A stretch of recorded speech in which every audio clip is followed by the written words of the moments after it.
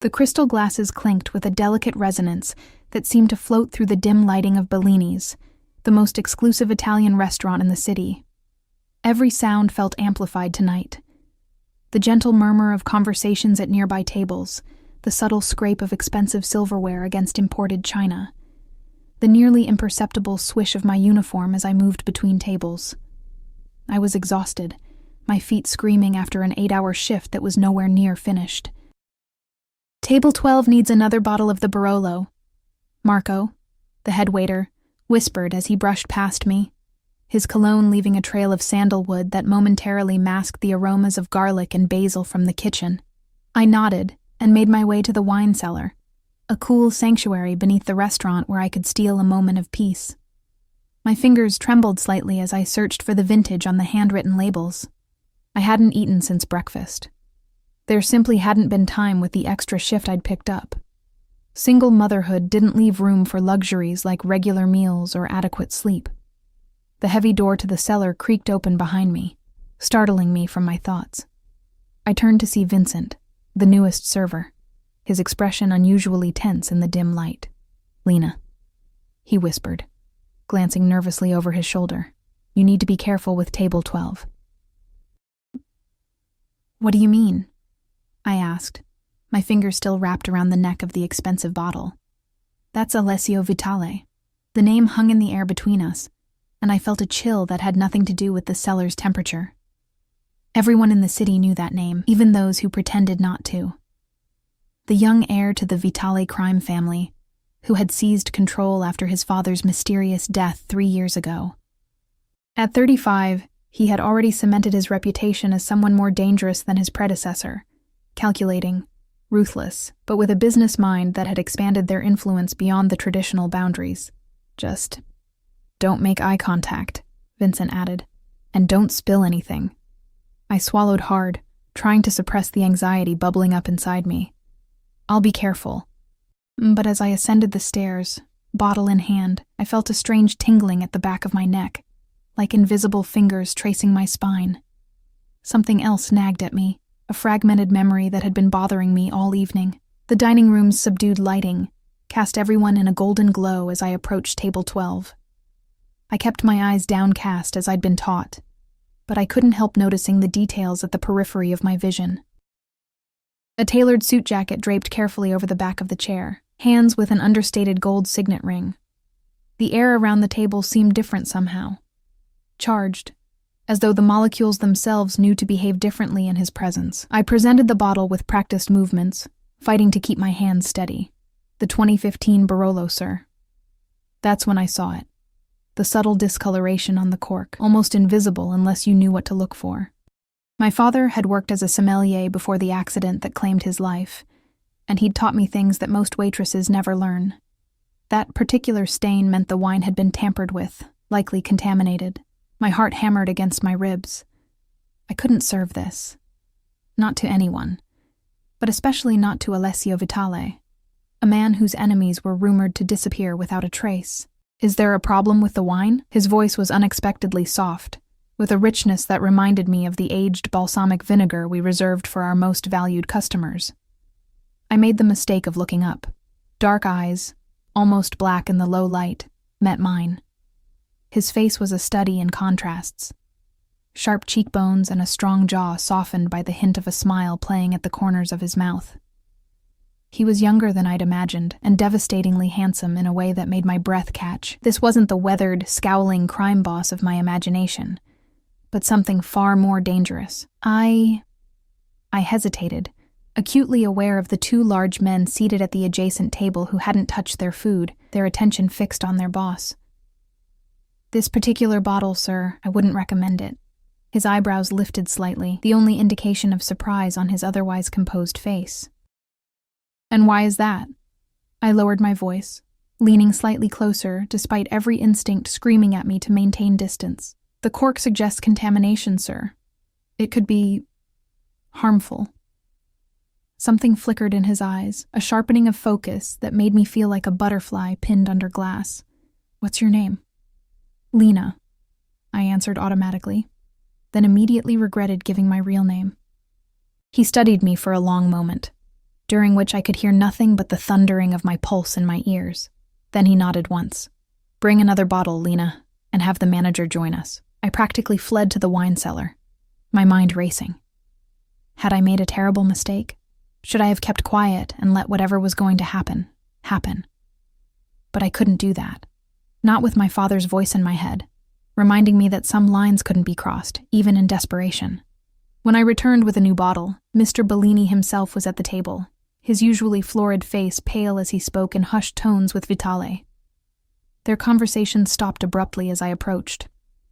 "This is the waitress I mentioned," Bellini said, nervousness evident in his voice. Vitale's eyes found mine again, holding them with an intensity that made it impossible to look away.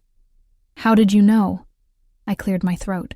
"My father was a sommelier. He taught me the signs. And you chose to warn me rather than serve the wine. Why?"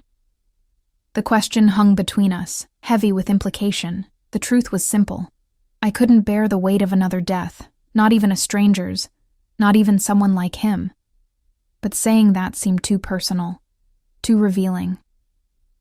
"It would be wrong not to," I said finally, the words barely audible. A smile spread across his face then, transforming his features from merely handsome to breathtaking. Integrity, rare in these times. He gestured to the chair across from him. "Join me for a moment, Lena." It wasn't a request. Mr. Bellini's eyes widened, but he stepped back, giving me no choice.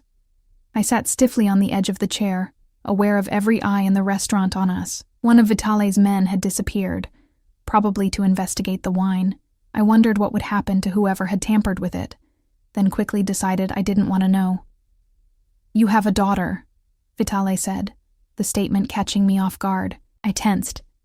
"How did you—" "The photograph in your locker. The resemblance is striking." My blood ran cold. He'd been in the staff area? Had been looking at my personal belongings?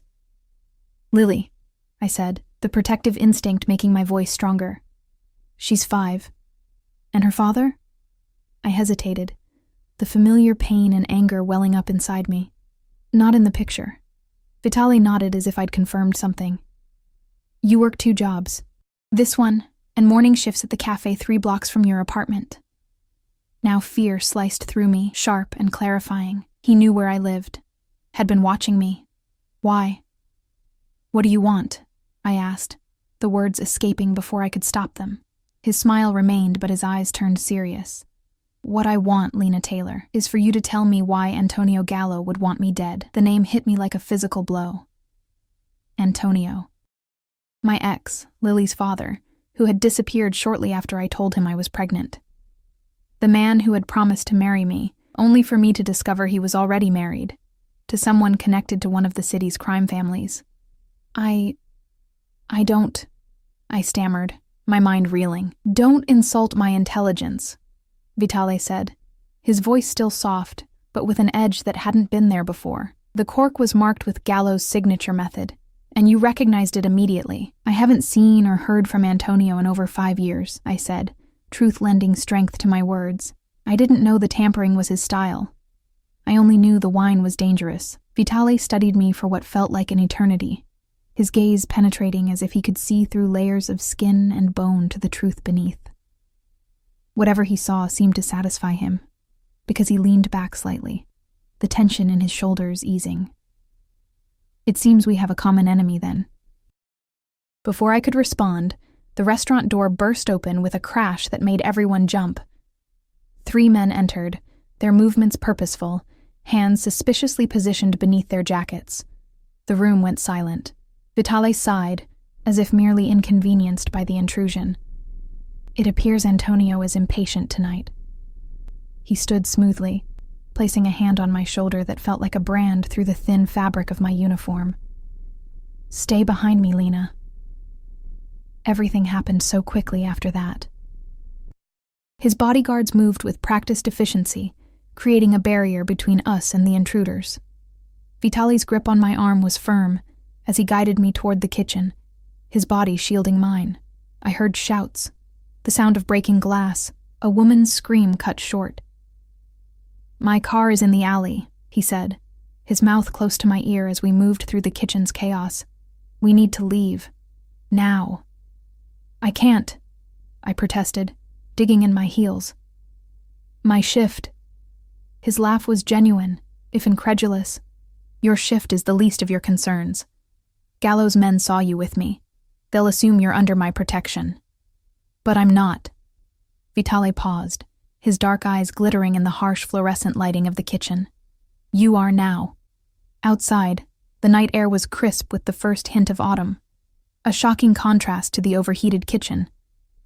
A sleek black car idled in the alley, its engine a low purr that matched the adrenaline humming through my veins. I need to get my daughter, I said, panic rising as the reality of the situation sank in. She's with my neighbor. If they know where I live, already taken care of, he said, opening the car door for me. My men are bringing her to my estate as we speak. Horror and gratitude warred within me. You had no right. I had every right, he countered, his voice hardening for the first time. You saved my life tonight, Lena. That makes you and your daughter my responsibility. As the car pulled away from the curb, I caught a glimpse of flames beginning to lick the back of the restaurant. Whatever evidence had been there would soon be ash, but the consequences of my split-second decision were only beginning to unfold. I had warned the Mafia boss not to drink the wine, never imagining that my simple act of conscience would irreversibly entangle my fate with his. As the city lights blurred beyond the tinted windows, I couldn't shake the feeling that I had escaped one cage only to willingly enter another, one lined with gold and promise. But a cage nonetheless. The car's interior smelled of expensive leather and a subtle cologne that reminded me of cedar and spice. We rode in silence, the city lights passing in streaks of neon and shadow. My hands wouldn't stop trembling, and I clasped them tightly in my lap to hide their betrayal. You're afraid, Alessio observed, his voice cutting through the quiet hum of the engine. I didn't bother denying it. You've taken my daughter without my permission and are bringing me to an unknown location after a shootout. Should I be anything else? A hint of a smile touched his lips. Honest, too. Refreshing. He reached into an interior compartment and withdrew a phone, offering it to me. Call your neighbor. Confirm that Lily is safe. I took it with shaking fingers, half expecting some sort of trick. The phone was sleek and obviously expensive, unlocked and ready for use. I dialed Mrs. Winter's number, each ring stretching my nerves tighter. Hello? Her voice was breathless with excitement rather than fear. Mrs. Winters, it's Lena. Is Lily okay? Oh, Lena, dear. Yes, she's perfectly fine. Such nice men came, very polite, showed me proper identification. Said there was some sort of gas leak in your building. They explained everything. I closed my eyes, relief washing through me. Can I speak to Lily? There was a rustling. Then my daughter's voice filled the line. Mommy, are we having a sleepover at the castle? The nice man said we are. Castle. Of course that's how a 5-year-old would describe Vitale's estate. Yes, sweetheart. I'll see you very soon, okay? Be good for Mrs. Winters. After I hung up, Alessio was watching me with an unreadable expression. You thought I would harm her. It wasn't a question, but I answered anyway. I don't know you. I only know your reputation, and what reputation is that exactly? I swallowed hard. That you're dangerous, that people who cross you disappear. People who betray me, he corrected, his tone conversational, as if we were discussing the weather. People who steal from me, people who try to poison me. He leaned forward slightly. Tell me, Lena, have you done any of those things? No. Then you have nothing to fear from me. The car turned onto a private road, lined with ancient oak trees, whose branches formed a canopy overhead. In the distance, lights appeared, warm and golden against the night sky. As we drew closer, the castle came into view. It wasn't actually a castle, but it might as well have been.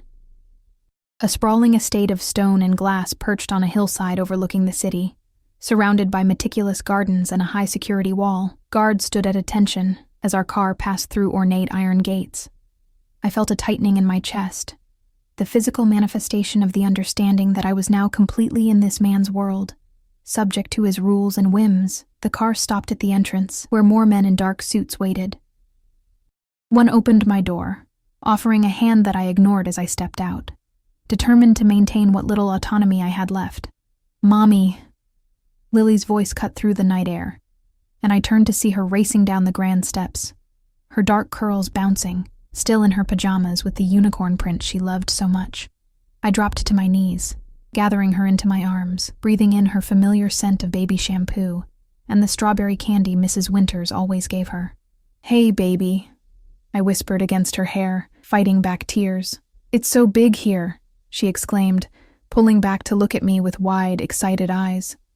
"There's a swimming pool inside the house, and a movie theater, and the nice lady gave me hot chocolate with real marshmallows." Over her shoulder, I saw a woman standing in the doorway, elegant in a simple black dress, her silver hair swept into a chignon. She nodded respectfully to Alessio before disappearing back inside. "That's Rosa," Alessio said, coming to stand beside us. "She's been with my family since I was younger than Lily. She'll show you to your rooms." Lily's attention shifted to him, and I felt a surge of protectiveness as her innocent eyes met those of a man who had ordered who knows how many deaths. But to my surprise, Alessio crouched down to her level, his expression softening in a way I wouldn't have believed possible if I hadn't seen it myself. "Hello, Lily," he said, his voice gentle. "I'm Alessio. Thank you for being my guest tonight." She studied him with the direct, unfiltered gaze of childhood. "Are you the king of the castle?" He laughed, the sound startlingly genuine. "Something like that. I hope you'll be comfortable here." "Do you have any kids?" she asked, and I winced at her directness. A shadow passed over his face so quickly I almost missed it. "No, I don't." "That's sad," she declared with 5-year-old certainty. "Everyone should have kids. They make you happy when you're lonely." I placed my hands on her shoulders, gently pulling her back. "Lily, honey, let's not bother Mr. Vitale with questions." "She's not bothering me," he said, rising to his full height again, his eyes lingering on my daughter's face, with an expression I couldn't quite read. Children speak truths adults have forgotten how to say. Inside, the estate was even more impressive than its exterior suggested. Soaring ceilings, priceless art, furniture that looked like it belonged in a museum. Rosa appeared silently to guide us through the labyrinth of hallways to a suite of rooms larger than our entire apartment. "These will be your quarters," she said, her accent a melodic lilt. "There are clothes in the wardrobe that should fit both of you. If you need anything, press the intercom button beside the bed." After she left, Lily immediately began exploring, gasping with delight at the enormous bathroom with its jetted tub, the walk-in closet filled with clothing in both our sizes, and the balcony that overlooked gardens illuminated by subtle landscape lighting. "Mommy, look! These are prettier than princess dresses." She was running her small hands over a silk dress in a shade of emerald that would match my eyes perfectly. I shivered, unsettled by the thought of Alessio Vitale selecting clothing for me, knowing my size, anticipating my presence here. "Lily, come sit with me for a minute," I said, patting the edge of the bed. She bounded over, her energy undiminished despite the late hour. "We're going to stay here for a little while, but this isn't our home, okay? We're just visiting." "Because of the gas leak?" she asked, her brow furrowing in confusion. I hesitated, unsure how to explain our situation without frightening her. "Something like that. The important thing is that we're together, and we're safe. I like it here," she declared, bouncing slightly on the plush mattress. "It's like the fairy tales you read me." If only she knew that in the original versions of those fairy tales, the endings weren't always happy. The beautiful castles often housed monsters, and the glittering promises frequently concealed deadly traps. After I'd tucked Lily into the massive 4-poster bed, I explored our gilded prison more thoroughly. The doors to the hallway were unlocked, but I had no doubt that guards were stationed nearby. The balcony doors opened freely to the night air, but we were on the 3rd floor with no way down. Beautiful, comfortable, and completely inescapable. A soft knock at the door made me jump. I opened it to find Rosa holding a silver tray with a steaming cup. "Chamomile tea," she said, offering it to me. "It helps with sleep. The master would like to speak with you once you're settled." "And if I decline?" I asked, taking the cup despite myself. Rosa's expression remained impassive. "He rarely asks twice, Ms. Taylor." After she left, I sipped the tea, its warmth spreading through my chest, I checked on Lily, who was already fast asleep, her dark lashes casting shadows on her cheeks in the dim light.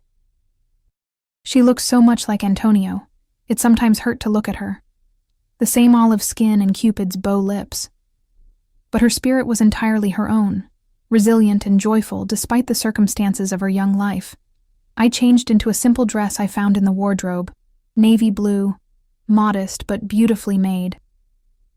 The fact that it fit perfectly was another reminder of how thoroughly Alessio had investigated me. Rosa was waiting in the hallway when I emerged. She led me through the silent house to a different wing, stopping before a heavy wooden door. "His study," she said, knocking softly before opening it for me. The room was exactly what I'd expect from someone like Alessio Vitale. Dark wood, leather-bound books, a massive desk that emphasized the power differential between whoever sat behind it and anyone who sat before it. A fire crackled in a stone fireplace, casting dancing shadows on the walls. Alessio stood by a window, gazing out at the night, a tumbler of amber liquid in his hand.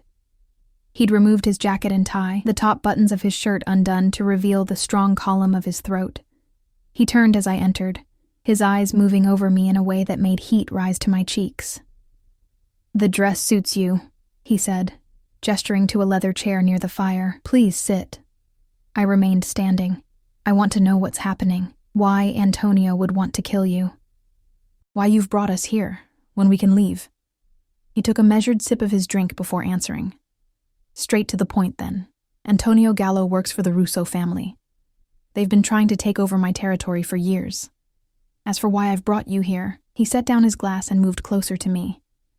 "Antonio abandoned you, yes? Left you pregnant and alone?" I nodded, unsure where this was going. "What you don't know is that he was ordered to seduce you. Your father had information the Russos wanted. Information about certain financial arrangements at the restaurant where he worked before Bellini's. When they discovered he had taught you everything he knew about wine, they assumed he had shared other secrets as well." The room seemed to tilt slightly. "My father was just a sommelier." "Your father was handling money laundering operations for the previous owner. He was very good at it, kept meticulous records. When he refused to give those records to the Russos, they arranged his accident. But they believed he might have told you something, hidden something with you. That's why they sent Antonio." My legs suddenly felt weak, and I sank into the chair he'd offered earlier. "That's not possible. My father was a good man. Good men make bad choices when their families are threatened," Alessio said quietly. "The Russos threatened you. He did what he had to do to keep you safe." Tears burned behind my eyes as pieces of a puzzle I never knew existed fell into place.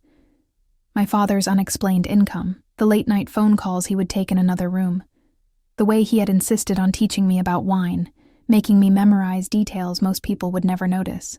What does this have to do with tonight? With the wine? Alessio sat in the chair opposite mine, leaning forward with his elbows on his knees. In the firelight, his face was all plains and shadows. Beautiful in a dangerous way. Antonio never found what he was looking for. When you became pregnant, he reported back to his bosses that you knew nothing useful. They let him walk away, and he went back to his wife. But recently, evidence surfaced suggesting your father may have hidden those records in a very valuable bottle of wine. The Russos believe I have that bottle in my collection. They've been trying to get access to my wine cellar for months. And do you have that bottle? His smile was enigmatic. If I did, it would be worth millions to the right people and extremely dangerous to the wrong ones. So we're what? Hostages? Bargaining chips? You're under my protection, he corrected, his tone hardening. Antonio saw you with me tonight. By now, the Russos know you warned me about the poison. They'll assume you're working with me, that you know something. Your apartment isn't safe. Your workplace isn't safe. Nowhere in the city is safe for you or Lily except here. With me. I wrapped my arms around myself, suddenly cold despite the fire. For how long? Until I eliminate the threat. The casual way he referenced murder should have horrified me, but all I felt was a numb acceptance.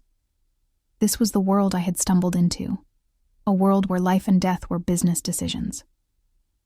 And then what? I asked, my voice barely audible. He stood, moving to kneel in front of my chair, bringing his face level with mine. This close, I could see flecks of amber in his dark eyes, could smell the whiskey on his breath mingling with his cologne. That depends on you, Lena. You showed loyalty to me tonight, a man you've never met, a man whose reputation frightens you. That kind of integrity is rare. I value it.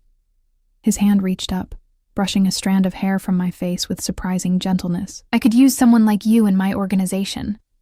I'm a waitress, I said, fighting the urge to lean into his touch. You're much more than that. His eyes held mine, intense and searching.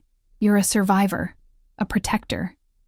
You've raised a child alone, worked multiple jobs, kept going when others would have broken.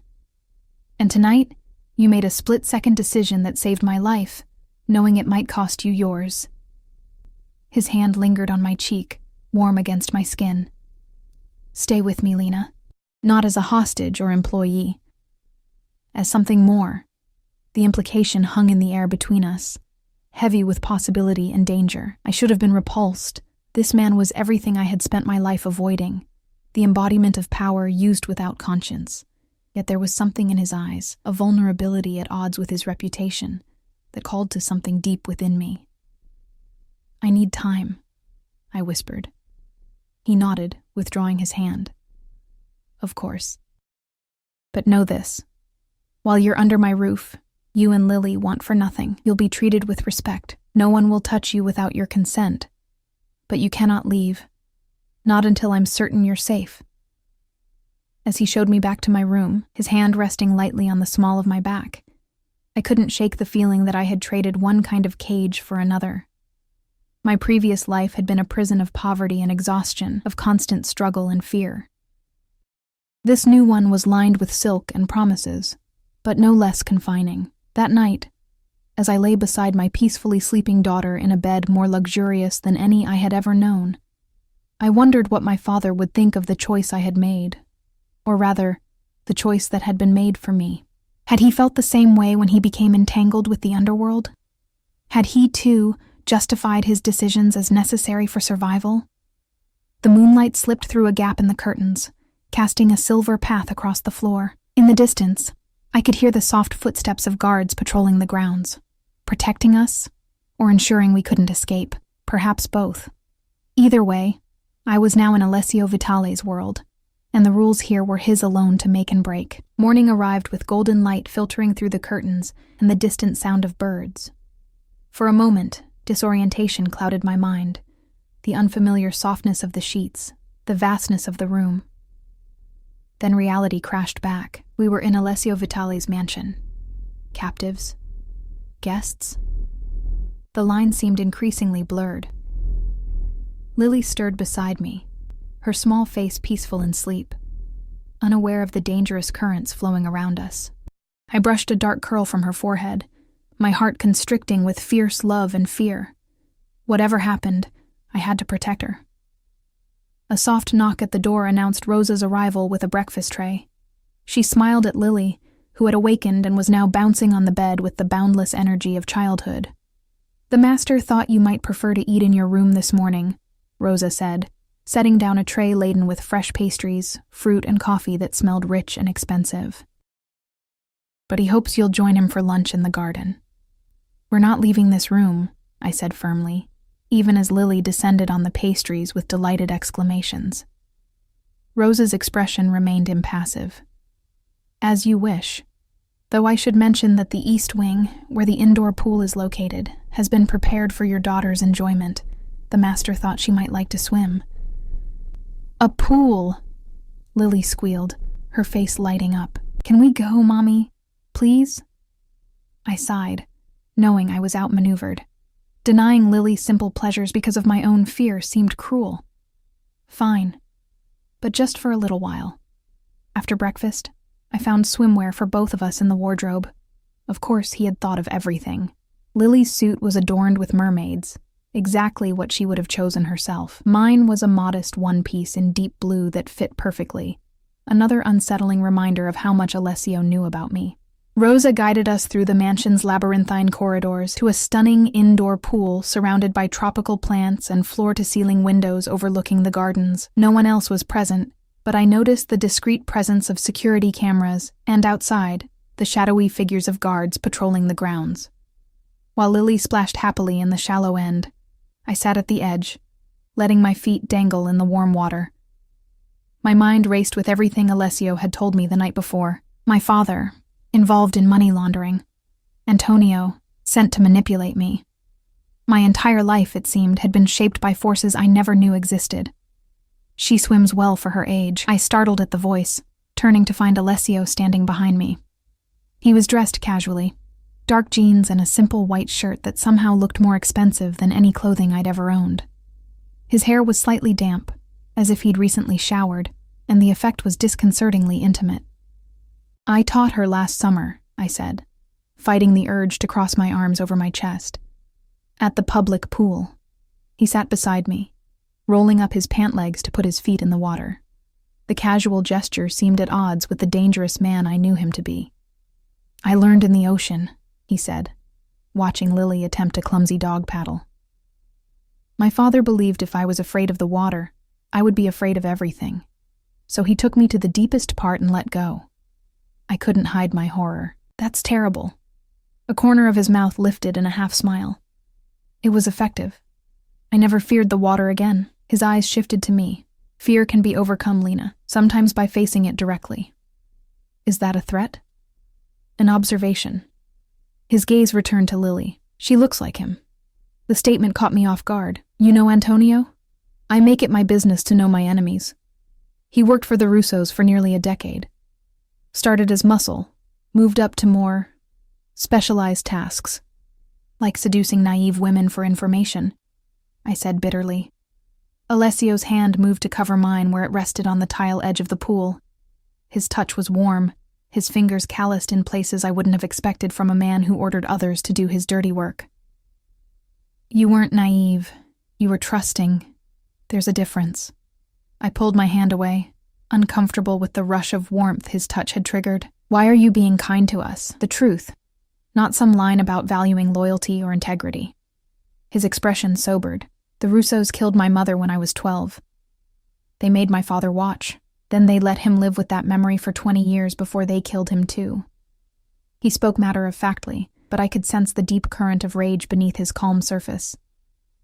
"They destroy families, Lena. I won't let them destroy yours, Mr. Alessio." Lily's voice interrupted as she swam clumsily toward us. "Watch me float." To my surprise, he gave her his full attention, applauding her efforts with genuine enthusiasm. When she demanded he join her in the water, I expected a polite refusal. Instead, he excused himself and reappeared minutes later in swimming trunks, diving into the deep end with a grace that spoke of years of practice. I watched, bewildered, as one of the most feared men in the city played with my daughter, teaching her to hold her breath underwater and praising her attempts at swimming strokes. Lily was completely at ease with him, giggling at his jokes and demanding, "Again, again," when he threw her gently into the air. "You're good with her," I said later, as we sat watching Lily explore a collection of pool toys that had mysteriously appeared. "Children are uncomplicated," he replied. "They love freely, fear honestly, and forgive completely. It's only as adults that we learn to corrupt those instincts." "Is that what happened to you?" The question slipped out before I could stop it. Instead of anger, his response was thoughtful. "Perhaps. Or perhaps I simply learned that in a world of wolves, being a sheep is a death sentence." "And what does that make me and Lily? Sheep in your protection?" His eyes met mine, intense and unwavering. "It makes you mine to protect." The possessive statement should have frightened me. Instead, it sent a shameful thrill through my body. I had spent so long being responsible for everything, carrying the weight of survival alone. The idea of someone else shouldering that burden was seductive in a way I hadn't anticipated. After swimming, we were shown to a sun-filled room where lunch had been set up. Lily chattered happily through the meal, seemingly oblivious to the tension between Alessio and me. He answered her endless questions with patience, explaining things simply without talking down to her. I saw glimpses of another man beneath the Mafia boss exterior, one who might have been a good father in another life. As we finished eating, Alessio's phone buzzed. He glanced at it, his expression hardening into the cold mask I recognized from the restaurant. "Excuse me," he said, standing abruptly. "Rosa will take Lily to see the horses." There's something we need to discuss privately, Lena. Rosa appeared as if summoned, offering to show Lily the stables. My daughter bounced with excitement at the prospect of seeing real horses, but I hesitated. It's safe, Alessio assured me quietly. My most trusted men are with the stable staff. No one enters or leaves the property without my knowledge. I reluctantly agreed, watching as Lily skipped away with Rosa, already asking if the horses had names and if she could feed them carrots. Once they were gone, Alessio's demeanor changed completely. We need to move you. Now. What? Why? Antonio has been seen in the area. He's looking for you. Fear twisted in my stomach. How would he know where I am? Information is a commodity in our world. Someone talked. His jaw tightened. The leak has been addressed. I didn't want to know what that meant. Where are you taking us? I have a property in the mountains. Fewer people know about it. You'll be safer there while I deal with this situation. And Lily? She's already been uprooted once. His expression softened slightly. She'll adjust. Children are resilient. And what about her school? My job? Our life? Your life as you knew it is over, Lena, he said bluntly. The moment you warned me about that wine, you became part of this world. The Russos won't stop coming for you now. They believe you have information, or that you're valuable to me. Either way, you're a target. Because of something my father did years ago? Something I know nothing about? Partly. And partly because of this. He pulled out his phone, showing me a photograph that made my blood run cold. It was Antonio, his face twisted with rage, holding a gun to the head of a terrified man I didn't recognize. This was taken yesterday. The man he's threatening is one of my accountants. Antonio tortured him for information about you and your daughter. About your relationship with me. Relationship? I echoed, my voice faint. Antonio believes you've been working with me all along, that your father passed his secrets to you and you've been keeping them for me. He thinks you've been mine for years. That's insane. I didn't even know who you were until yesterday. Men like Antonio see what they want to see. His pride can't accept that you simply recognized a poisoned bottle. It must be a deeper conspiracy. Alessio's hand curled into a fist on the table. And now he knows he has a daughter he abandoned. Ice flooded my veins. You think he'd try to take Lily? I think he'd use her to hurt me. And you. Alessio moved closer, his voice dropping lower. I won't let that happen, Lena. I swear it. The fierce protectiveness in his eyes made my breath catch. This man, who had known us for barely a day, was ready to wage war to keep us safe. The realization was as terrifying as it was exhilarating. Pack whatever you need, he continued. We leave in an hour. I need to talk to Lily. Prepare her. He nodded. Of course. Tell her it's an adventure. Children understand adventures. As I turned to go, his hand caught my wrist, the touch sending electricity up my arm. Lena, there's something else you should know. I steeled myself. What? The accountant. After Antonio finished with him, he killed him. Not quickly. His grip tightened slightly. This isn't a game. Antonio is unstable. Always has been. Now he's desperate too. That makes him more dangerous than you can imagine. I pulled away, unable to process the horror of what he was telling me. I need to find Lily. I'll have her brought back from the stables.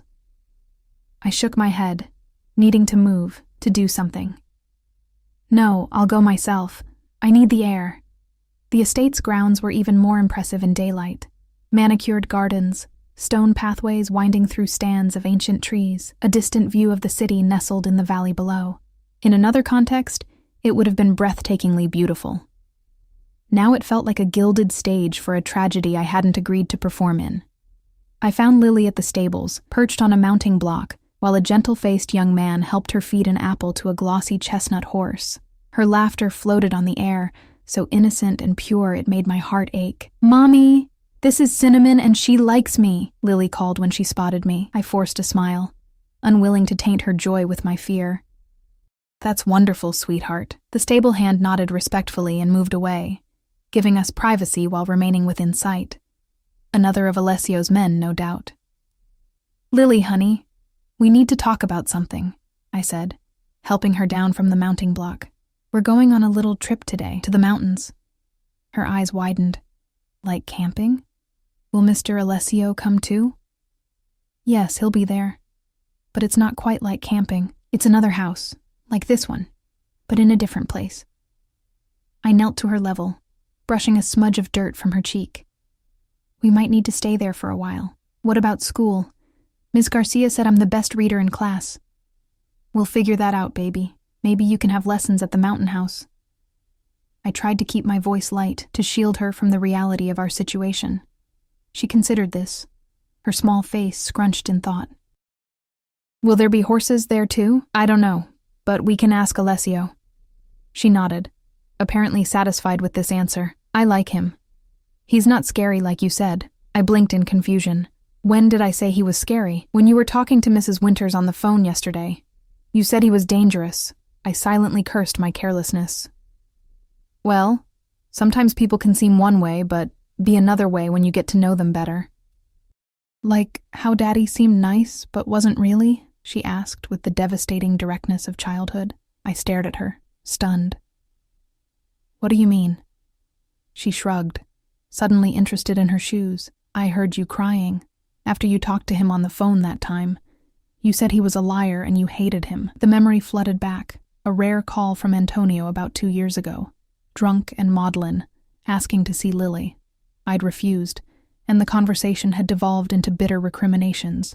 I thought Lily had been asleep. Sometimes grown-ups have complicated feelings about each other, I said carefully, but no matter what, I'll always be here for you. And right now, we need to go back to the house and pack for our trip. As we walked hand in hand back through the gardens, a movement at the edge of the property caught my eye. A figure slipped between the trees, too far away to identify clearly, but something about the furtive movement sent alarm bells ringing in my head. Lily, let's walk a little faster, I said, tightening my grip on her hand. Why? I want to look at the flowers. We can look later. Right now we need to... The crack of a gunshot split the air. Instinctively, I dropped to the ground, pulling Lily down with me and covering her body with mine. Mommy, she screamed, her voice high with terror.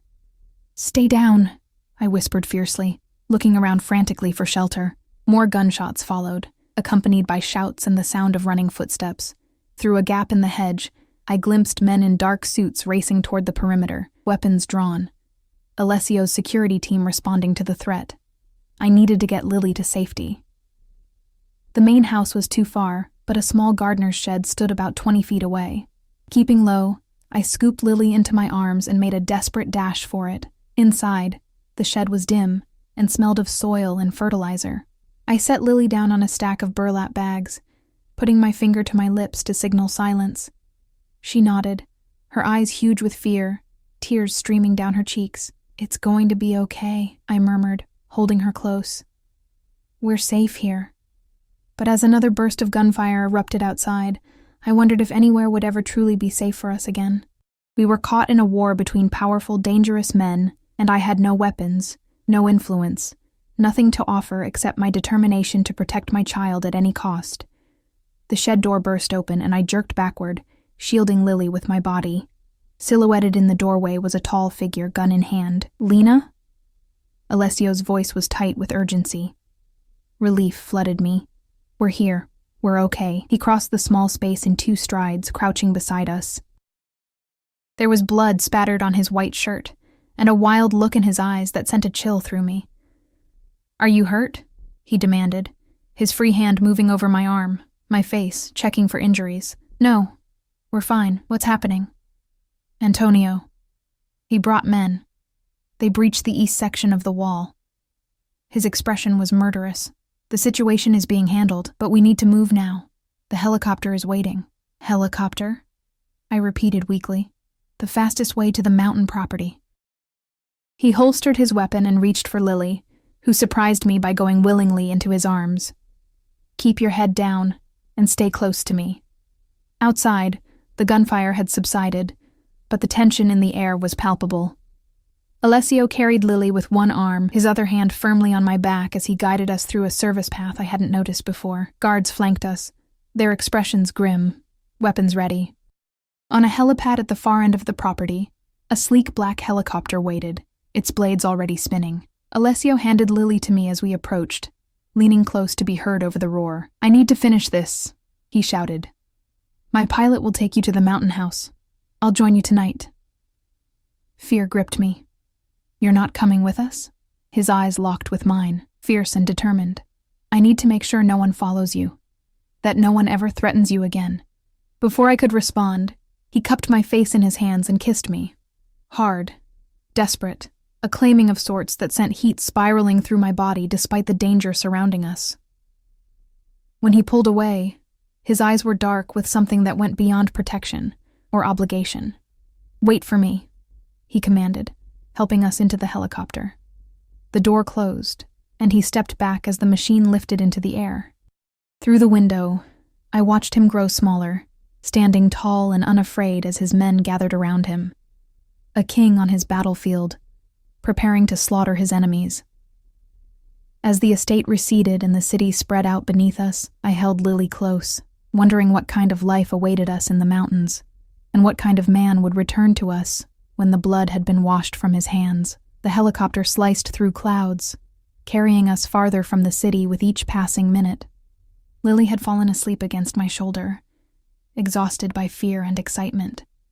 I envied her ability to find peace amid chaos, the resilience of childhood that allowed her to escape into dreams while I remained painfully alert, replaying the gunshots, the blood on Alessio's shirt, the fierce intensity of his kiss.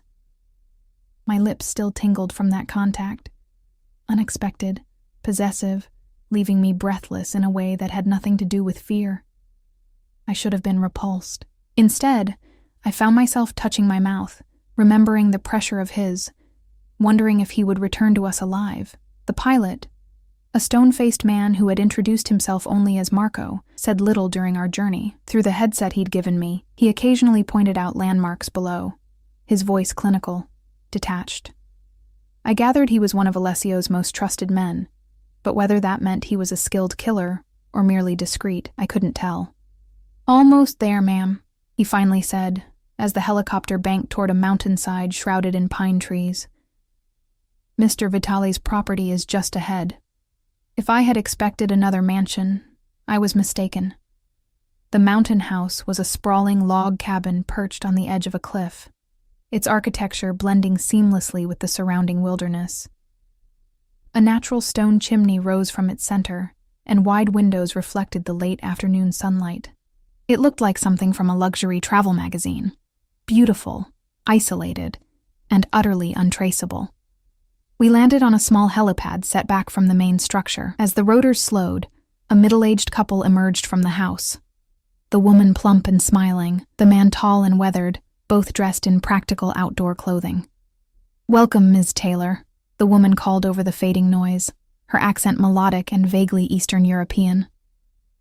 "I am Alina, and this is my husband, Thomas.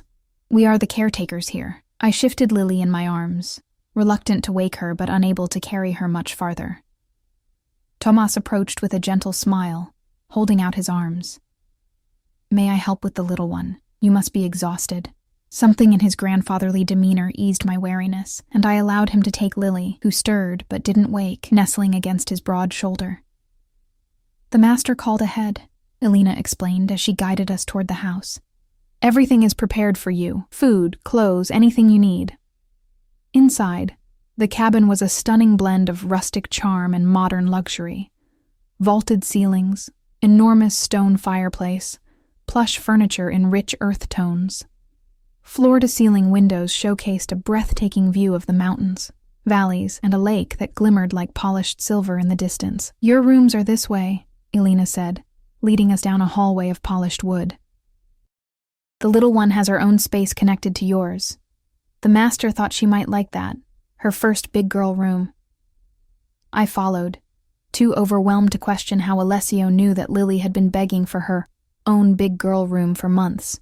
Lily's room was a child's fantasy, a handcrafted wooden bed shaped like a boat, bookshelves filled with titles I recognized as classics, along with new ones, a toy chest overflowing with carefully chosen items, a door connected to a larger bedroom with a massive four-poster bed draped in soft linens, a fireplace already lit against the mountain chill, and a bathroom with a deep copper tub and windows that somehow managed to offer both a spectacular view and complete privacy.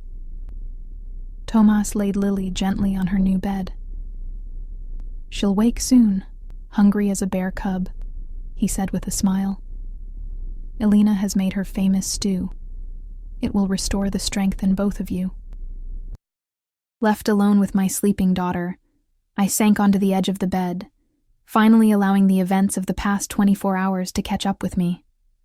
Tears came hot and fast, silent sobs shaking my body as I covered my mouth with my hand to avoid waking Lily. Everything I had known, my apartment with its leaky faucet and creaking floors, my jobs with their grueling hours but comforting familiarity, the carefully constructed rhythm of our modest life. All of it gone, replaced by this surreal existence where helicopter escapes and gunfights were suddenly part of my reality. And at the center of this new world, Alessio Vitale, a man who had killed, who commanded an empire built on violence and fear, who now held my fate and my daughter's in his hands, a man whose kiss had awakened something in me I thought long dead. Desire, yes, but also a dangerous hope. I must have dozed off because Lily's excited voice pulled me from a dreamless sleep. "Mommy, wake up, there are deer outside my window."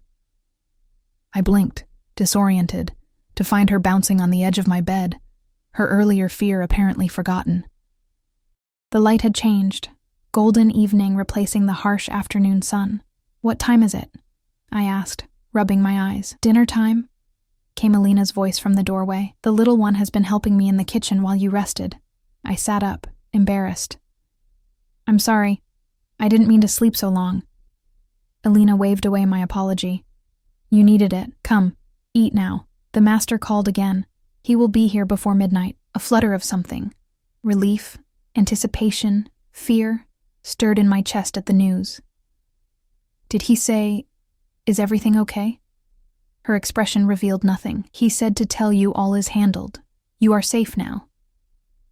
The dining room was cozy despite its size, with a long wooden table that could have seated 12, but was set intimately for 3 at one end. Through the windows, the sunset painted the mountains in shades of pink and gold, a spectacular backdrop to our strange new life. Lily chattered happily through dinner, telling me about the kitchen garden Elena had shown her, the deer that came every evening for food, the stars that would be visible later if the clouds cleared. She seemed to have adapted to our situation with the remarkable flexibility of childhood, accepting our new surroundings as an adventure rather than an exile. We'll miss her. "Alessio read me a story when he comes?" she asked as I tucked her into bed later, surrounded by new stuffed animals she had already named. The question caught me off guard. I'm not sure, sweetie. He might be very tired. He promised," she said with the absolute certainty of a child who hadn't yet learned that adults often break promises. "At the big house when we saw the horses. He said he would read me the story about the princess who saves herself." I hadn't known about this exchange, and the thought of Alessio Vitale promising bedtime stories to my daughter created a strange ache in my chest. "We'll see, baby. For now, why don't I read to you?" she agreed, and I read until her eyelids grew heavy, and her breathing deepened into sleep. I kissed her forehead, breathing in the sweet scent of her hair, grateful that despite everything, she was safe and seemingly content. Restless, I wandered through the cabin after she fell asleep. Elena and Tomas had retired to their quarters in a separate wing, leaving me alone with my thoughts. I explored the library with its leather-bound volumes and comfortable reading chairs, the state-of-the-art kitchen where copper pots hung above a massive island, the sunroom filled with thriving plants despite the mountain altitude. Eventually, I found myself on the back deck, wrapped in a cashmere throw against the night's chill. The clouds had indeed cleared, revealing a canopy of stars more brilliant than any I'd seen in the city. The air was sharp and clean in my lungs, scented with pine and wood smoke. I wasn't sure how long I'd been sitting there when I heard the sound of an approaching vehicle, the low purr of an expensive engine negotiating the mountain roads. Headlights swept through the trees, and a black SUV appeared on the private drive that wound up to the cabin. My heart rate accelerated. Alessio had arrived. I stayed where I was, watching as he emerged from the vehicle, exchanging words with the driver before the man got back in, and drove toward what I assumed was a garage or staff quarters. Even in the dim light, I could see that Alessio had changed clothes. Dark jeans, a black sweater, a leather jacket. No visible blood. No visible weapons either, though I had no doubt he was armed. He paused on the path to the house, his gaze lifting to where I sat on the deck. I couldn't see his expression clearly, but something in his posture shifted when he spotted me. A releasing of tension, perhaps, or a gathering of resolution. He climbed the steps to the deck, moving with the fluid grace I'd noticed at the restaurant that first night, a lifetime ago. Up close, I could see the exhaustion in his face, the shadow of stubble on his jaw, a small cut above his eyebrow that hadn't been there when we parted. "You're still awake," he said, his voice husky with fatigue. "I couldn't sleep," I admitted, not knowing what happened after we left. He sat beside me on the wide bench, close enough that I could feel the heat of his body, smell the winter cold clinging to his clothes mingled with that same spiced cologne. "Antonio is dead," he said simply, watching my face for a reaction. I felt nothing. No grief for the man who had abandoned me pregnant and alone, no horror at the confirmation of violence. Just a hollow acceptance, as if I'd known all along this would be the outcome. "Did you kill him?" I asked, my voice steady. "Does it matter?" "I don't know," I answered truthfully. "Maybe it should." He was silent for a moment, his gaze on the distant mountains. "He died fighting. Not by my hand directly, but on my orders. Does that make me less culpable in your eyes?" "No," I said, "but I appreciate your honesty, always," he promised, turning to face me fully. "I will never lie to you, Lena, even when the truth is ugly." "And is it ugly?" His laugh held no humor. "Parts of it. Antonio wasn't working alone. The Russos had promised him a significant position if he delivered you and the information they believe you have." "But I don't have any information," I insisted. "I don't know anything about my father's records or what he was involved in." "I believe you," he said, surprising me. "But the Russos don't, and with Antonio dead, they'll be even more convinced you're valuable to me." "Am I?" The question slipped out, vulnerability making me reckless. His eyes darkened, and he reached out to brush a strand of hair from my face, his fingers lingering against my cheek. "More than you know." The air between us charged with tension that had little to do with danger and everything to do with the pull I'd felt since that first moment in the restaurant when our eyes met. I should have moved away. Instead, I found myself leaning into his touch. "Why?" I whispered. "You don't know me. Not really." "I know enough," he said, his voice dropping lower. "I know you're fierce in your protection of those you love. I know you have an innate sense of right and wrong that transcends conventional morality. I know you've been fighting alone for too long." His thumb traced my lower lip, sending sparks of sensation through my body. "And I know I want you in ways I haven't wanted anyone in a very long time." I closed my eyes, overwhelmed by his intensity, by my own responding desire. "This is insane. And I'm a man who takes what he wants," he finished for me. "And you're a woman who has spent her life giving to others, never taking for herself." His hand slid to the nape of my neck, fingers threading through my hair. "Take something for yourself, Lena. Take me." When his lips met mine this time, it wasn't the desperate claim of a man heading into battle.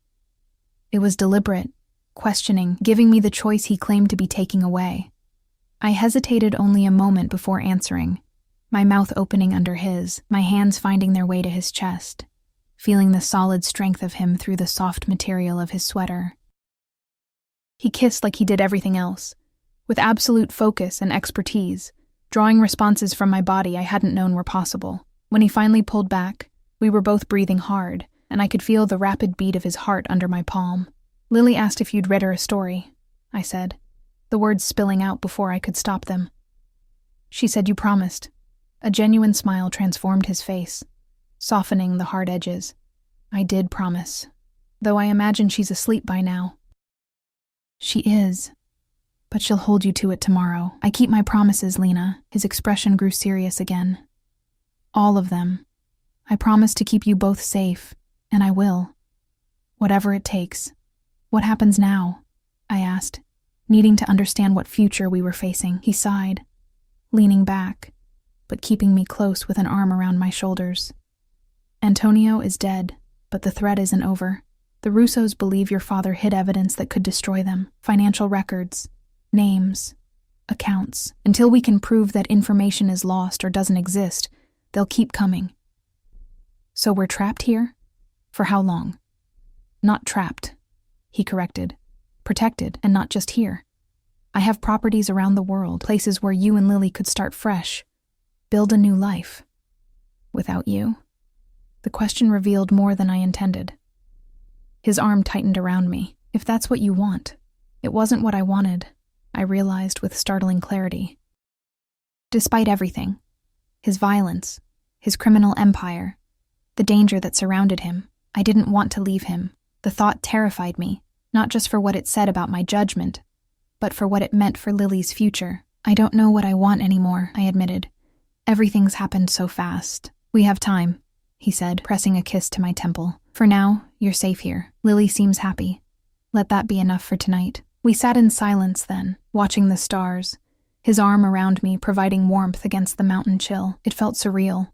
This moment of peace after so much chaos. This closeness with a man who had killed someone hours earlier. You should get some rest, he said eventually. You've been through more in the last 2 days than most people experience in a lifetime. I nodded, suddenly aware of the bone-deep fatigue that had settled into my body. He walked me back into the house, his hand at the small of my back in what was becoming a familiar gesture. At the door to my bedroom, he paused. My room is at the end of the hall if you need anything. His eyes held a promise that sent heat flooding through me despite my exhaustion. Anything at all.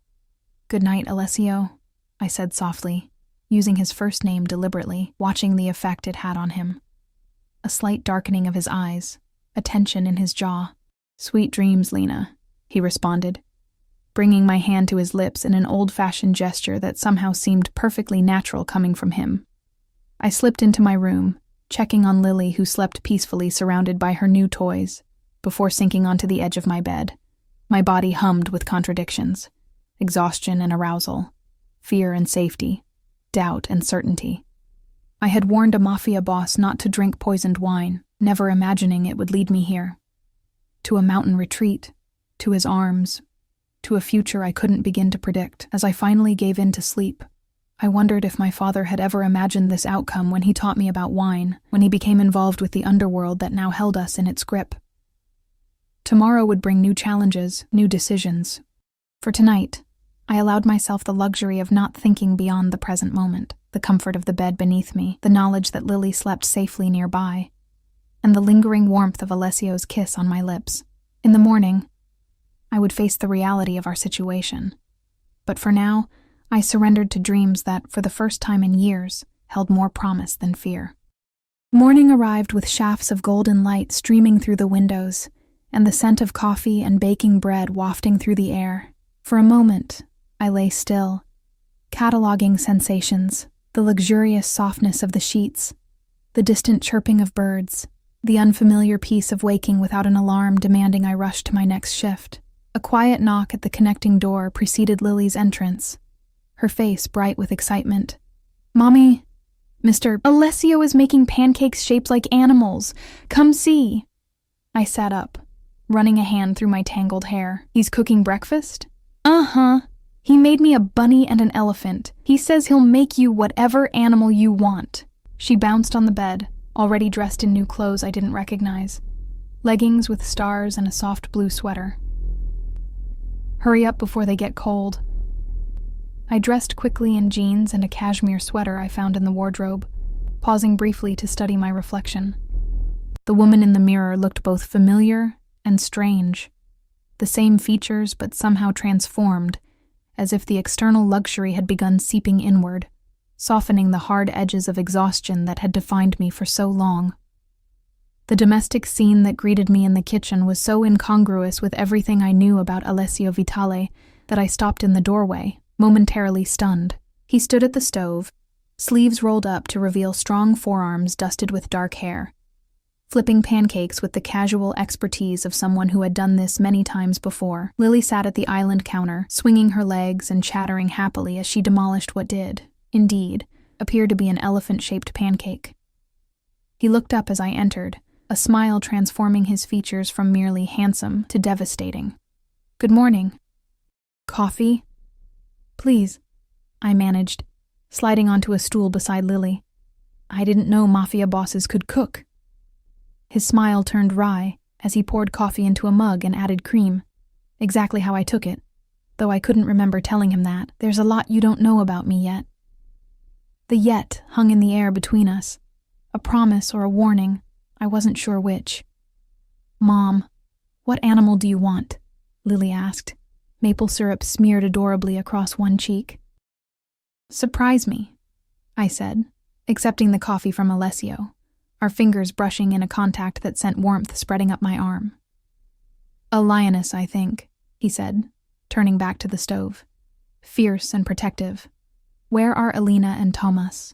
I asked, trying to ground myself in practical matters rather than the way his casual domesticity was affecting me. "They've gone to town for supplies. We're quite isolated here, but there's a small village about an hour's drive down the mountain." He slid a perfectly formed lioness-shaped pancake onto a plate and placed it before me. "They'll be back this evening." The implication was clear. We were alone, just the three of us, in this beautiful mountain hideaway. "Lily," Alessio said, cleaning up the cooking implements with efficient movements. "Would you like to see something special after breakfast? There's a meadow not far from here where deer come to feed in the mornings." "Real deer?" she gasped, eyes wide with wonder.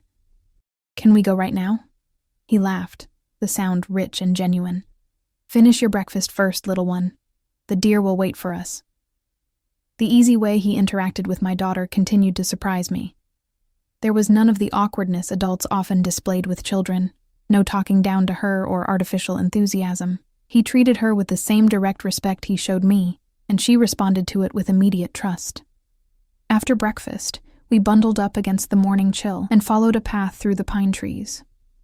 Alessio led the way, occasionally pointing out animal tracks or interesting plants to Lily, who absorbed every word with rapt attention.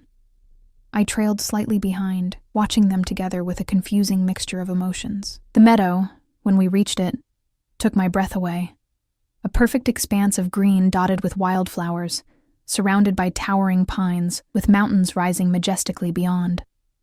True to Alessio's promise, a small herd of deer grazed at the far edge, their graceful forms moving slowly through the tall grass. "Stay very quiet," he whispered, crouching down to Lily's level and pointing. "If we're still enough, they might come closer." We stood in silence, Lily's small hand in mine, watching as the deer lifted their heads, sensing our presence. For a moment, I thought they might flee, but something about our stillness reassured them, and they resumed their grazing, gradually moving in our direction. "This is the best day ever," Lily whispered, her face alight with wonder as a young fawn ventured closer than the others, its spotted coat gleaming in the morning sun. I glanced at Alessio, finding him watching not the deer but us, his expression unguarded in a way I hadn't seen before. There was longing there, and something deeper that made my heart constrict painfully in my chest. Eventually the deer moved on, disappearing into the forest on the meadow's far side. Lily immediately began recounting every detail of the encounter, her excitement bubbling over into rapid-fire questions about deer, forests, and whether we could come back tomorrow to see them again. "Perhaps," Alessio said, his hand coming to rest lightly on my back as we started down the path toward the cabin. "But this afternoon, I thought we might drive to the village. There's a small bookstore there that I think you both would enjoy." "Can I get my own book?" Lily asked, bouncing ahead of us on the path. "You can get as many books as you like," he promised, his generosity so casual it made me uncomfortable. "Alessio," I said quietly, ensuring Lily was far enough ahead not to hear. "You don't have to buy her things. You've done enough already." He stopped, turning to face me fully. "It's not an obligation, Lena. It's a pleasure." His hand reached up to brush a strand of hair from my face, the gesture becoming familiar between us. "When was the last time you allowed someone to do something nice for you without feeling you needed to repay it?" The question hit harder than I expected, exposing a truth I hadn't fully acknowledged even to myself. I had been so fiercely independent for so long, so determined to prove I could manage alone after Antonio's betrayal, that accepting help had come to feel like failure. I don't remember, I admitted. Something like satisfaction flickered in his eyes. Then it's long overdue. We walked the rest of the way in comfortable silence, Lily darting ahead to examine interesting stones or particularly dramatic trees, calling back for us to hurry and see her discoveries. As we approached the cabin, however, I noticed Alessio's demeanor shift subtly. A new alertness in his posture, his eyes scanning the surroundings with practiced efficiency. It was a stark reminder of who he was, of the danger that had brought us here. "What is it?" I asked, instinctively moving closer to Lily. "Nothing," he said, though his hand had moved to his side where I suspected a weapon was concealed beneath his jacket. "Just a habit. I never approach any property without checking it first." Inside, he excused himself to make a phone call, leaving Lily and me to prepare for our trip to the village. As I helped her wash up, I could hear the low murmur of his voice from the study. Not the words, but the tone, which had shifted from the warmth he'd shown us all morning to something harder, more commanding. When he rejoined us, he was back to the man who had made animal pancakes, though I noticed he now wore a jacket that could easily conceal a gun, and his eyes held a wariness that hadn't been there in the meadow. The drive to the village was breathtaking. Winding mountain roads with spectacular views of valleys and distant peaks. The trees beginning to show the first hints of autumn color. Alessio drove with the same confident precision he seemed to bring to everything, one hand resting casually on the wheel, the other occasionally reaching across to touch my knee or hand, each contact sending a ripple of awareness through me. The village itself was like something from a postcard. Stone buildings with window boxes still bright with late summer flowers, a central square with a fountain, small shops with hand-painted signs. People nodded respectfully to Alessio as we passed, suggesting he was a known figure here, despite his claims of isolation. The bookstore was exactly as he'd described, small but well curated, with comfortable chairs and the warm, comforting scent of paper and binding glue. The elderly owner greeted Alessio by name, his smile genuine as he was introduced to Lily and me. "Your daughter is beautiful," the man said to Alessio in accented English, misunderstanding our relationship. "She has your spirit in her eyes." I opened my mouth to correct him, but Alessio's hand at the small of my back stopped me. "Thank you, Joseph," he said simply, before guiding us toward the children's section. "You didn't correct him," I murmured when Lily was out of earshot, absorbed in examining a shelf of picture books. "It's safer if the people here believe you're my family," he explained, his voice low. "It raises fewer questions." The practicality of it made sense, yet something in me rebelled against the deception. "And what happens when we leave, when you send us away somewhere to start fresh? Won't that raise questions too?" His eyes darkened. "Is that what you think I want? To send you away? Isn't it?" I challenged. "Once the danger passes, once you've dealt with the Russos, we're not part of your world, Alessio.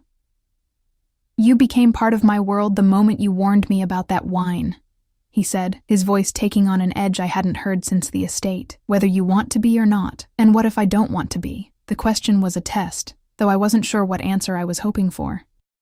His expression softened, his hand coming up to cup my cheek. "Then when this is over, I'll give you whatever you need to build the life you want, wherever you want it. But Lena," his thumb traced my lower lip, sending a shiver through me, "I think you already know what you want." Before I could respond, Lily bounced up to us, arms full of books. "I found so many good ones. Can I get them all?" "You said as many as I want." The moment broken, Alessio turned his attention to her, examining each selection with serious consideration, asking her questions about why she'd chosen them, treating her opinions with genuine interest. We left the bookstore with a stack of books for Lily, and, to my surprise, several for me as well, titles Alessio had selected based on fragments of conversation we'd had, revealing an attentiveness that was both flattering and slightly unnerving. As we walked through the village square toward a small cafe where Alessio suggested we have lunch, he kept Lily and me close, his vigilance never entirely absent despite his relaxed demeanor. I was beginning to recognize the signs, the way his eyes continuously scanned our surroundings, how he positioned himself slightly ahead of us when approaching corners, The subtle nod to men I now realized were his security detail, positioned discreetly throughout the village. We were halfway across the square when Alessio suddenly stiffened, his hand tightening on mine. Following his gaze, I saw a man watching us from outside the cafe, middle-aged, expensively dressed, with an air of authority that reminded me uncomfortably of Alessio himself. "Take Lily to that shop," Alessio said quietly, nodding toward a candy store a few doors down. "Stay there until I come for you." "Who is he?" I asked, already drawing Lily closer to my side. "Someone I need to speak with." "It's fine, Lena. Just routine business." But there was a tension in his jaw that belied his reassuring words. Still, I did as he asked, guiding Lily to the candy store with promises of treats if she behaved. Through the shop window, I watched as Alessio approached the man. Their conversation appeared civil, but the rigid set of Alessio's shoulders told me it was anything but friendly. After a few minutes, they were joined by a third man, younger, with the unmistakable bulge of a weapon beneath his jacket. My heart began to race. Had the Russos found us already? Was this apparently idyllic village about to become a battleground? But then, something unexpected happened.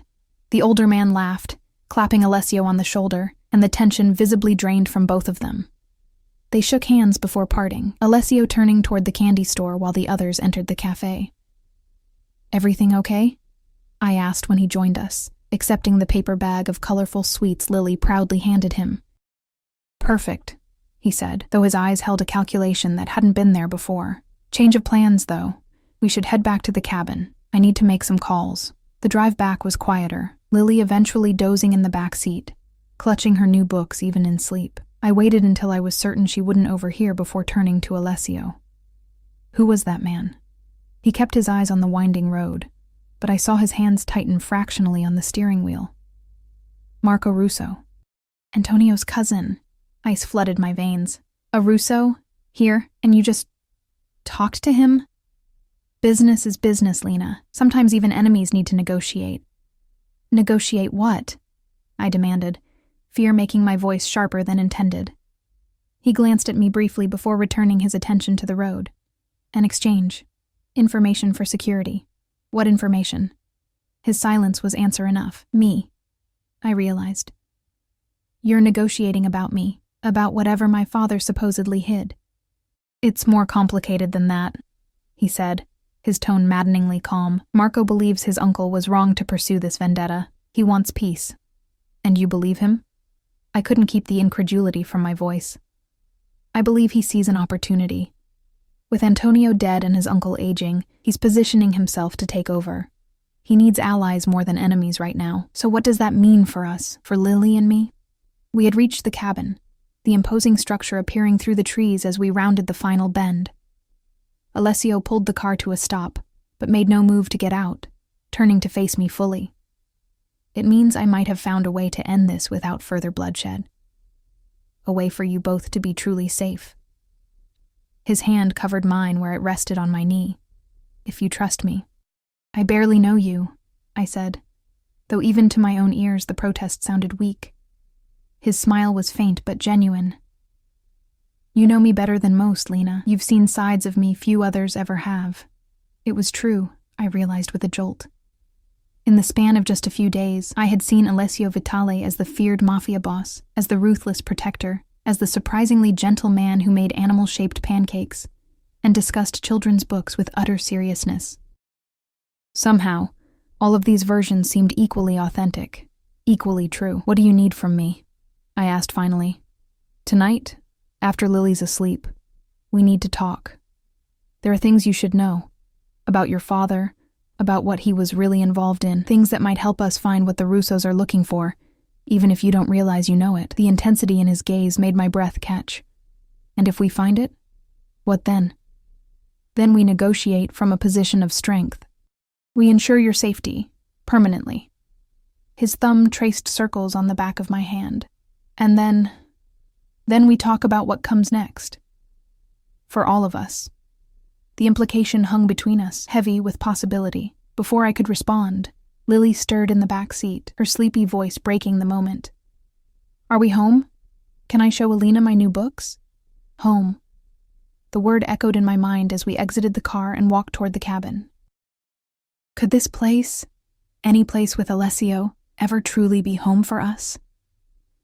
The rest of the day passed in a blur of domestic normalcy that felt surreal given the morning's revelations. Alina and Thomas returned, delighted with Lily's excitement over her books. Alessio disappeared into his study for several hours, emerging only for dinner, where he was quieter than he had been at breakfast. His mind clearly elsewhere despite his efforts to engage with Lily's stories. After I'd tucked Lily in, reading one of her new books until she drifted off, I found Alessio waiting in the great room, standing by the massive windows that overlooked the now dark mountains. A fire crackled in the stone hearth, and 2 glasses of wine sat on the coffee table before the leather sofa. "She's asleep?" he asked as I approached. Out like a light. All the excitement wore her out. He nodded, gesturing to the wine. "I thought we could use this conversation." I accepted the glass he offered, noting the deep ruby color of the liquid. "Not poisoned, I hope," I said, attempting humor to mask my nervousness. "I would never waste good wine on poison," he replied, his smile not quite reaching his eyes. "Sit with me, Lena. What I have to tell you, it won't be easy to hear." We settled on the sofa, closer than necessary, the warmth of his thigh against mine both comforting and distracting. He took a moment, swirling the wine in his glass, organizing his thoughts. "Your father wasn't just laundering money," he began finally. "He was a record keeper for multiple families. The Russos, yes, but others too, including mine." I nearly choked on my wine. "My father worked for you?" "Not directly. He worked for my father, before I took over the business. He was trusted by everyone because he had no allegiance to any single family. He was neutral territory, so to speak." "I don't understand." "My father was a sommelier. He loved wine, teaching people about it. That wasn't just a cover." Alessio's expression softened. "No, that was real. His passion for wine was genuine, but it also made him perfect for the role. He traveled to vineyards around the world, met with suppliers, had legitimate reasons to handle large sums of cash, and he kept impeccable records." I set down my glass, my hand suddenly unsteady. Records of what exactly? Everything.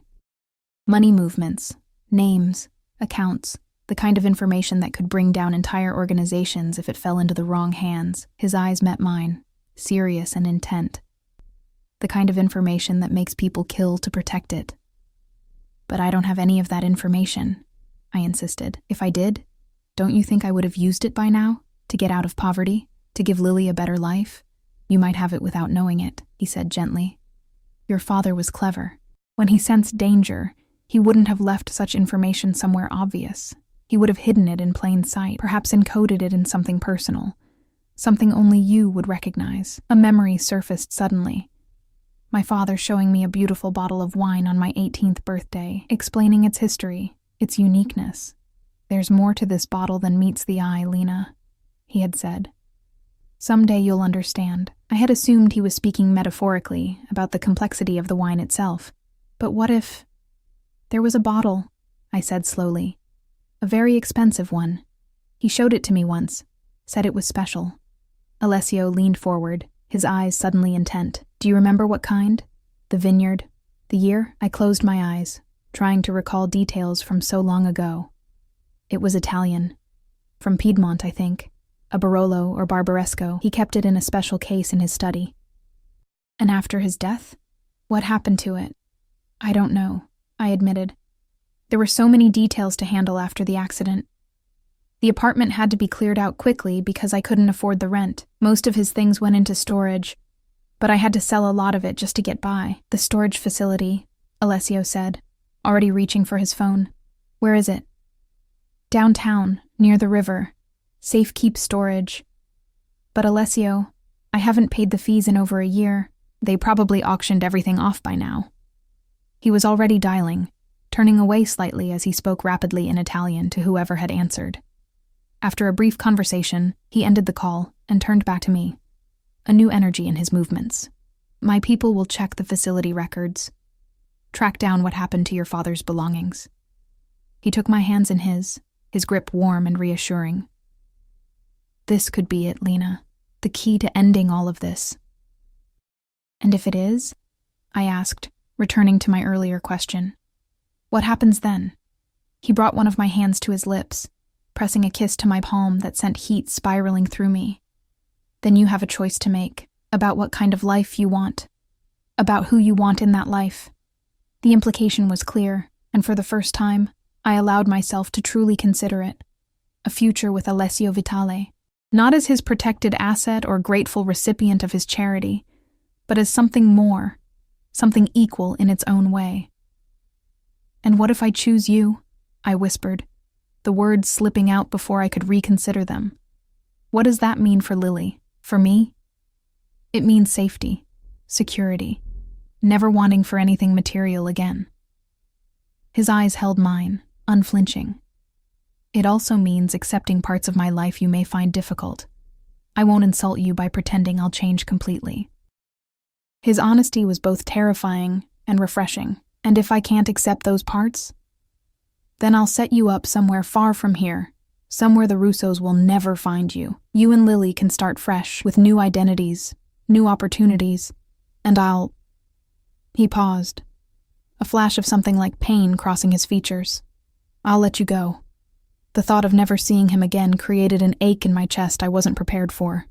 In the space of just a few days, he had become essential somehow. His strength, his unexpected tenderness, the way he looked at me as if I were something precious rather than a struggling single mother, barely keeping her head above water. I need time, I said, echoing my response from days earlier when he'd first suggested I stay with him. This is all happening so fast. We have time, he assured me, though something in his tone suggested otherwise. For tonight, just stay with me.